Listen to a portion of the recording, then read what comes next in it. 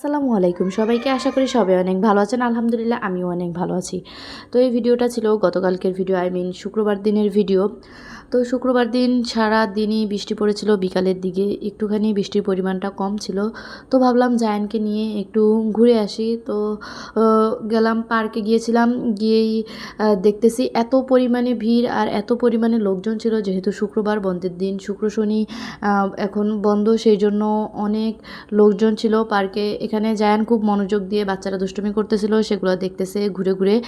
আলহামদুলিল্লাহ জায়ান বাইরে বের হলে তেমন একটা জ্বালায় না, ও ঘুরে ঘুরে সব কিছু দেখে চুপচাপ নিজের মতো করে ঘুরে। তো এখানে জায়ান নিজেই ঘুরতেছিল আর সব কিছু দেখতেছিল। আর যেহেতু বৃষ্টি পড়েছিল আর প্রচুর পরিমাণে পানি ছিল, আমি একটু ভয়ে ছিলাম যে কি হয়, কিন্তু ও অনেক দুষ্ট।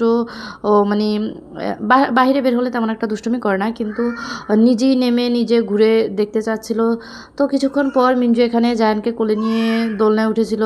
দেন কিছুক্ষণ দোল খাওয়ার পর আবার সে ঘুরে ঘুরে সব কিছু দেখতেছিল। তার একটা ভালো ছবি নিতে চেয়েছিলাম, কিন্তু পারিনি।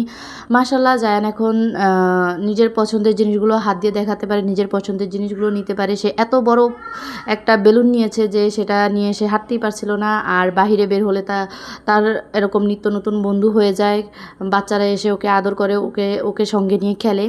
তো কিছুক্ষণ পরই ওর মামা চলে আসলো। মামা বললো যে চলো আমরা রেস্টুরেন্টে গিয়ে বসি। দেন সেখানে বসে আমরা গল্প করতেছিলাম। আর জায়ানের মামা এখানে খুব মজার একটা গল্প বললো, খুব মজার একটা কথা বললো যে এরকম একজন লোক যে রেস্টুরেন্টে আসে বসে, কিন্তু রেস্টুরেন্টের কোনো খাবার অর্ডার করে না বা খায় না। তা আপনারা সবাই কমেন্টে বলে যাবেন যে কে কে কে এই লোকটা যে রেস্টুরেন্টে আসে বসে কিন্তু রেস্টুরেন্টের কোনো খাবার খায় না। তো কিছুক্ষণ পরে আমাদের অর্ডার করা খাবারগুলো সব চলে এসেছিলো। তো আমরা এখানে নাগা পাস্তা অর্ডার করেছিলাম। এটা এত পরিমাণে ঝাল যে আমরা এটা দুইজনে খেয়ে শেষ করতে পারিনি। তো তারপর আমরা ফ্রেঞ্চ ফ্রাই অর্ডার করি ওটার সাথে ফ্রেঞ্চ ফ্রাইটা মিক্সড করে দেন খাই। আর এখানে আপনারা ভাইয়ার এক্সপ্রেশন দেখেই বুঝবেন যে কী পরিমাণে যে ঝাল ছিল এটা।